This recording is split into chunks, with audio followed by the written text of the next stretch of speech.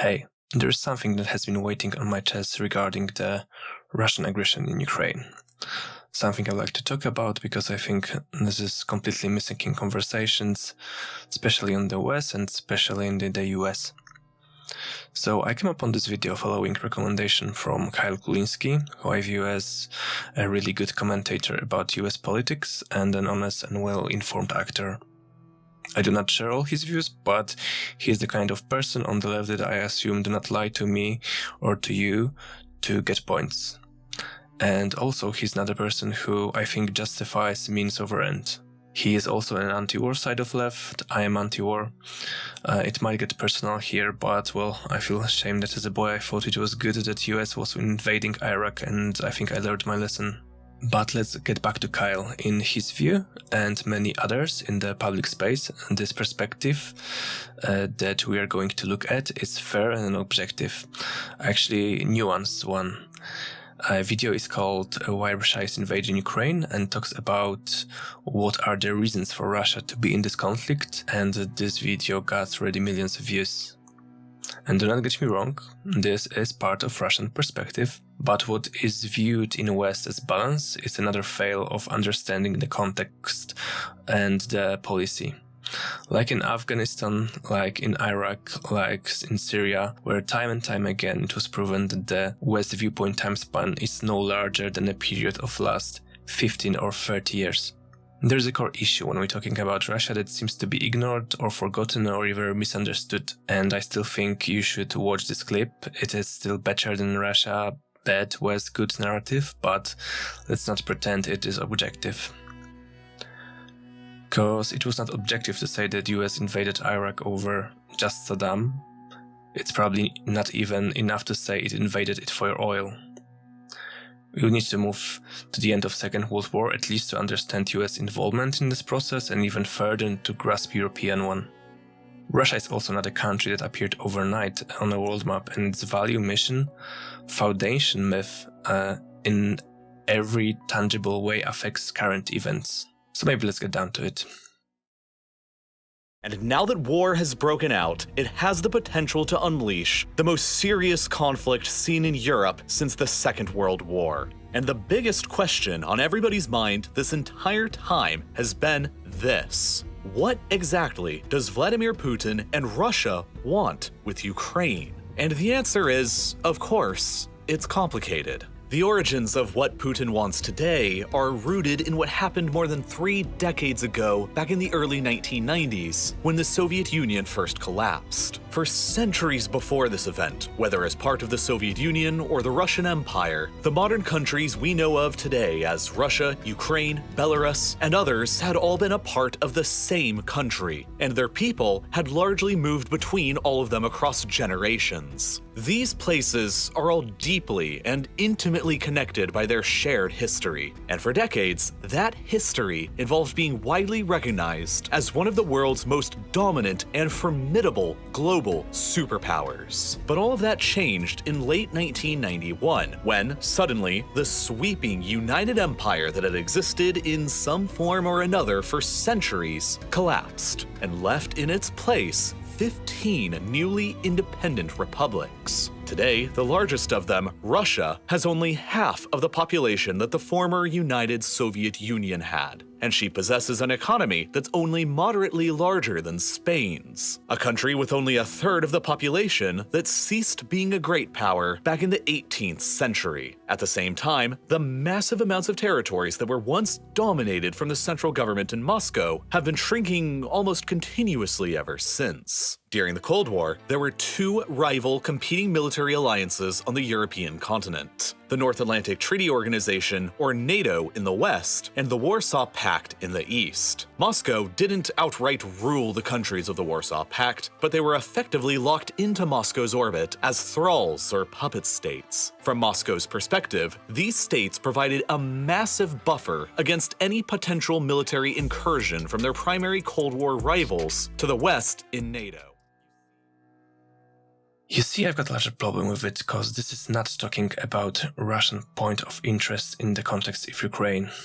No, it's literally repeating Soviet-style propaganda, taking away agency from Ukraine. This is also showing a very skewed map, where Russia seems like a center of everything. And don't get me wrong, Russia is a large country, but it's not as large as you think, especially if you understand that it is only 140 million people and 75% of them actually live in the European part. That's 105 million. That's France and Germany. So as you see, it's setting up some historical claims that are just outlandish. And I am not a historian, but I know a bit of history of my region. I will probably butcher something here, but I think it's important that normal people call out this Russian nonsense.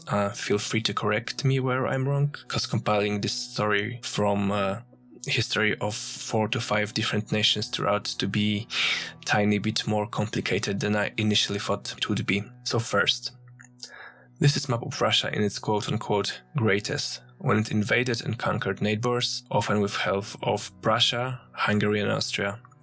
To say that people on those lands were Russian or that Russia has some historical claims to those lands is simply ignorant.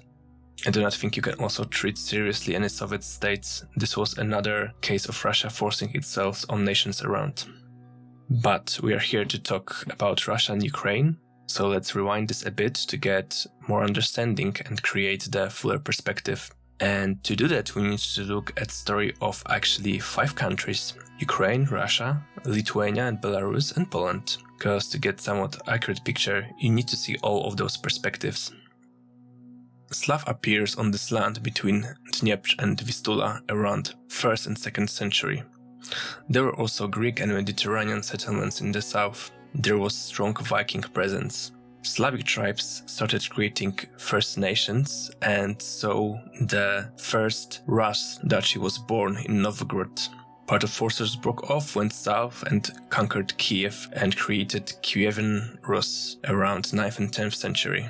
So Kievan Rus, this newly created princedom or duchy, signed treaties with Constantinople and became Orthodox.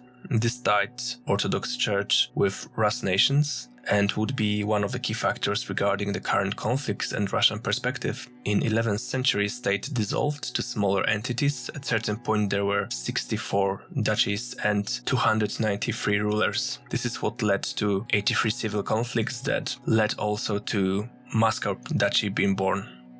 In parallel to Kievan Rus being established, Poland got christened and became a kingdom. Baltic tribes got largely united under Lithuanian rule, and Lithuania started to compete for influence with Moscow Duchy and incorporate other Rus princedoms. 13th century marked the Golden Horde invasion. Kievan Rus territories got ravaged, Kingdom of Lithuania was established as the vassal state to the Horde. Moscow princedom sided with the Horde and started absorbing its neighbors. In this time, both Lithuania and Poland were struggling against Crusade Teutonic Knights that had threatened Polish sea access and was further expanding into Lithuanian lands under pretext of converting pagans, while the ruler of Lithuanian Duchy was already crowned a Catholic king.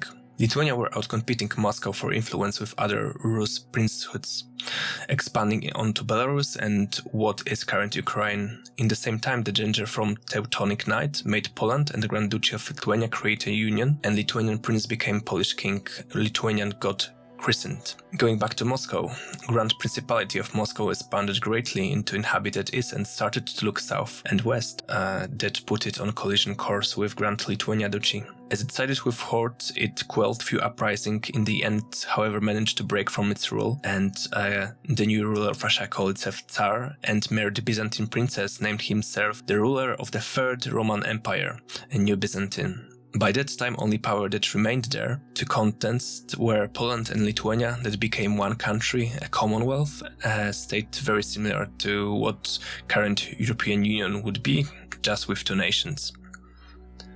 But going back to Ukraine, the collapse first of Kievan Rus and then Princehood of Lithuania, settlers coming from Commonwealth, Mediterranean influence from Republic of Genoa, Tatars that settled on Crimea. Ukraine was a melting pot. Nobility class of Lithuania princedom largely converted to Catholic and was integrating into Commonwealth. This process was, however, opposed by townspeople and peasants that asked for protection Cossack state, a newly created state around Zaporozhye that grew considerably and became opposing force to Commonwealth and Tsar Russian Empire. Cossacks formed Hetmanate and won Kiev back from Commonwealth. It was seen as an internal Commonwealth conflict. Next war between Commonwealth, Russian Empire, Crimean Khanate, Ottoman Empire broke, and it lasted 30 years, was called the Ruin. By the end of it, Commonwealth and Russian Empire split the lands between themselves. There is Sweden invasion and war with Moscow in between, where Cossacks fight Moscow, and Sweden generally occupied briefly most of Central Europe. There was also a movement inside of Commonwealth to recognize Cossacks and Ukraine as a third partner in the Commonwealth. By the time that Commonwealth acknowledged Cossacks and Ukraine, creating a Rosdashi, another Cossacks uprising on Commonwealth territory happened, started with fundings from Russian Empire.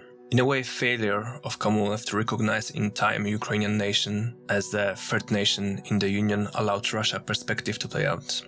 During the uprising, all unorthodox minorities and beliefs were targeted. It was actually more Orthodox versus any other form of religion that came or existed in Commonwealth, as Commonwealth took almost no part in Inquisition or Protestant prosecution, allowed for religious plurality in society, where dominating religion was still Catholic faith. Traces of a lot of faiths and minorities previously known to the region just disappeared, like Old Believers, Armenians, Muslims, Greeks. Main target, however, were Poles and Jews, and estimated deaths was about 200 to 300,000. The uprising were put down by both Commonwealth and Russian Empire. Soon after, Commonwealth was taken apart by Russian Empire, Prussia and Austria, with small interlude for 3 uprisings. Leader of one was Kościuszko. The reign of Ukraine ended either in Austrian or Russian territory. Russian part was called Novorossiya, rings a bell, right?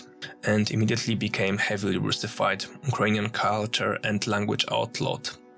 The name of state was changed, Cossack hetman title was stripped and reserved for Tsar family, Cossacks leadership sent to Siberia, ranking Cossacks became Russian nobles, partially resettled into the borders with modern Georgia and Azerbaijan, where they were used in fights against Ottoman Empire, and in exchange they got greater autonomy. Part of them, however, actually escaped to Turkish territory, creating an entirely new body.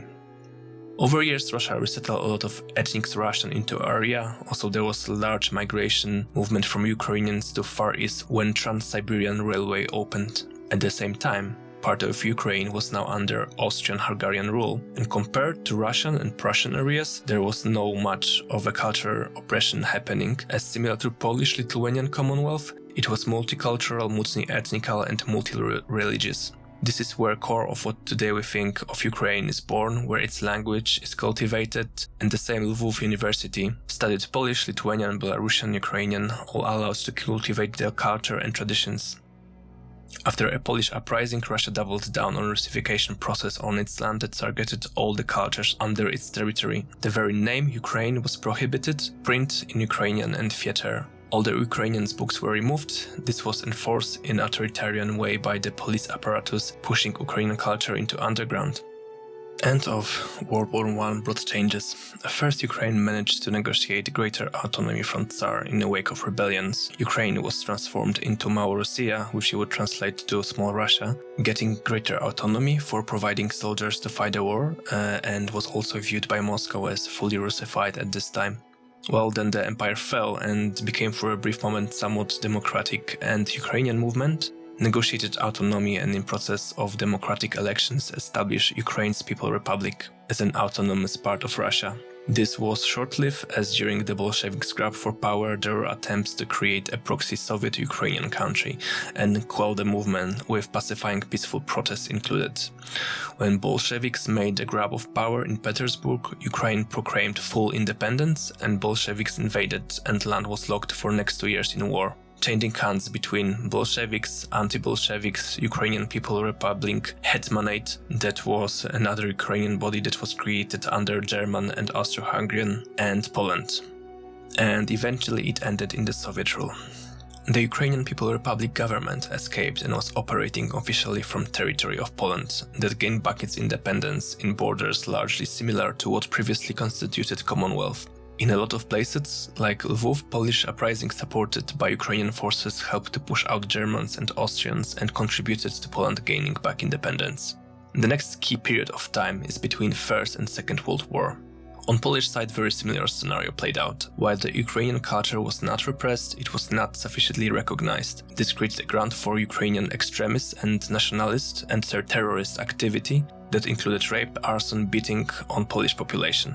In reply, there were a host of policing actions that did hit only Ukrainian minority, like arrests, confiscating weapons, dissolving some of Ukrainian organizations. Some of those actually dissolved by themselves in wake of violence escalating. However, this created tension between the nationalist groups and Poland and was also result in splinter on Ukraine side. While host of people died in the police action, up to 35, League of Nations did investigation notioned by Ukrainians and established that the action was within reasonable means in response to terrorist events and that it did not constitute uncalled persecution.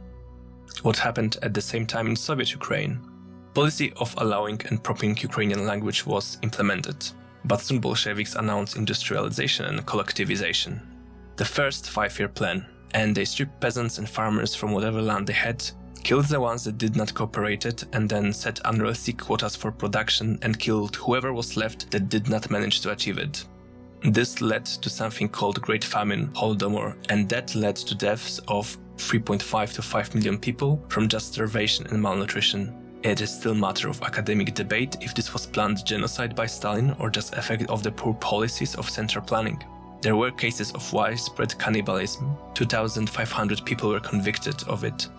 One of the largest producers of grain in the world starved large parts of its population to death. And this is how we arrive at World War II. Initially, West Ukraine was occupied by Soviets that joined Germans in aggression on Poland. The Russian police sent about 1.2 to 1.7 million Poles in Ural or Siberia. The Ukrainians that were cooperating with Soviets and Jews were being placed as a new administration. Many people, Polish and Ukrainian, were trying to flee to German-occupied area, seen actually Germans as liberators. This changed quickly, but some still cooperated. Included Ukrainian Independence Army, UPA, that aided German in policing role while they were performing initial ethnical cleansing of Jewish population. They used this technique later on Polish population with full German support and approval. In response to that, Polish self-defense were created and performed retaliation on about 100,000 people were killed on Polish side and from 10 to 20,000 on Ukrainian side. It is worth to mention that at some point UPA started attacking Germans as well, but when Russians pushed Germans out, UPA became guerrilla force, focused mainly on fighting against Soviets.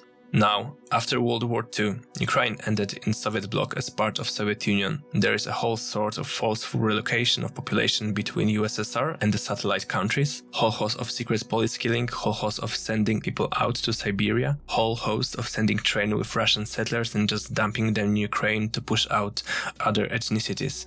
Being in direct conflict with Soviets, UPA started attacking Polish Soviet army in territory of Poland to stop the resettlement. Polish army was at that point literally encircling and depopulating villages and burning down fields. This was pushed by Soviets as another UPA aggression on Polish society to justifying the clampdown on Ukrainian population and deportations.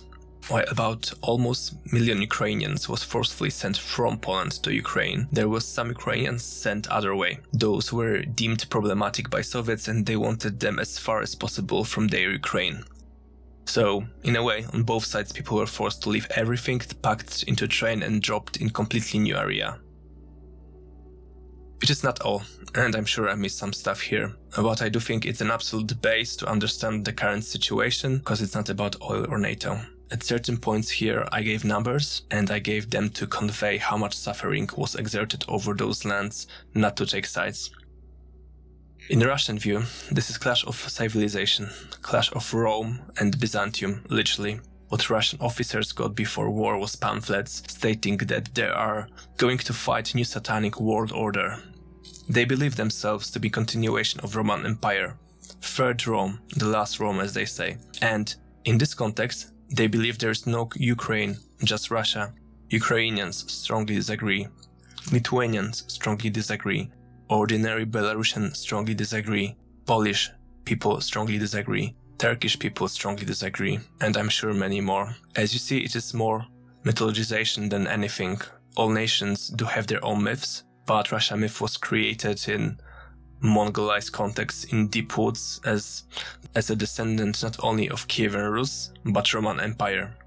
This idea of all Rus has been an illness that consumed Central and East Europe. This was source of countless deaths and tragedies. Patterns of stealing population, resettling them to places where there is nothing is ingrained in Russia. Nobody that knows it is surprised when we hear now that 500,000 Ukrainians were resettled so far, including children whose parents were killed by Russian soldiers. And every time there was a period where there was change, chance for peace, power, even more brutal than the previous one, was appearing and taking over. Now it's no different. After Gorbachev and Yeltsin, flawed as they were, moved Russia towards peace, towards integration, towards respecting their neighbors, a new power appeared that does not understand those concepts or that seeks to play out that pan-Slavic myth more than anything. Personally, I always thought that Ukraine was much more connected with Russia, mainly through indoctrination and Russification. So when we learn stories of Soviets executing Polish officers in Katyn and killing intelligentsia, we thought this was our personal experience in Poland. As I follow Ukrainians, I read the stories they passed on down their families.